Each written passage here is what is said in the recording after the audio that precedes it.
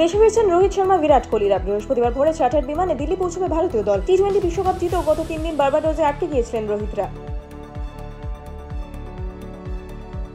দেশে ফেরার পর ঠাসা কর্মসূচি ভারতীয় ক্রিকেটারদের। দিল্লিতে রোহিত ব্রিগেডকে সংবর্ধনা দেবেন প্রধানমন্ত্রী। তারপর মুম্বাইয়ের মেরিন ড্রাইভ থেকে হুটখোলা বাসে রোড শো করবেন রোহিতরা।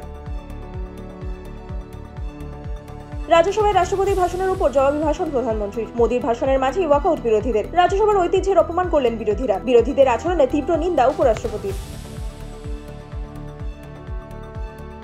মণিপুর ইস্যুতে সংসদে মুখ খুললেন প্রধানমন্ত্রী। মণিপুরে শান্তি ফেরাতে সরকার সচেষ্ট। সংশ্লিষ্ট সব পক্ষের সঙ্গে আলোচনা করে সে রাজ্যে শান্তি ফেরানোর প্রতিক্রিয়া শুরু হয়েছে বললেন প্রধানমন্ত্রী।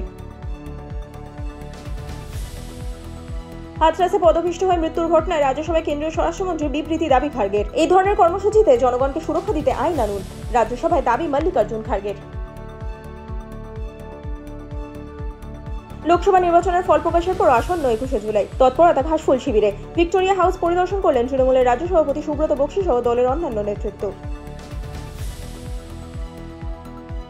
শ্যামনগরে মহিলা বিজেপি কর্মীকে বিবস্ত্র করে মারধর। আহত মহিলা কর্মী বিএম বোস হাসপাতালে ভর্তি। অভিযোগের তীর তৃণমূল কর্মীদের দিকে। দল দোষীদের পাশে দাঁড়াবে না, দাবি তৃণমূলের।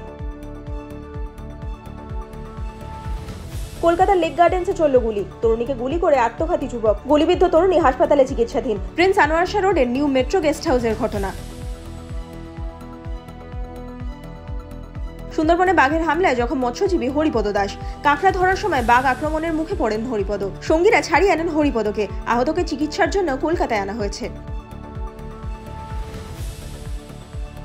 ঘূর্ণাবর্ত এবং জোড়া অক্ষরেখার জের। উত্তর থেকে দক্ষিণবঙ্গের জেলায় জেলায় ভারী থেকে অতি ভারী বৃষ্টির সতর্কতা জারি হাওয়া অফিসের। বৃষ্টিপাত চলবে 9 জুলাই পর্যন্ত।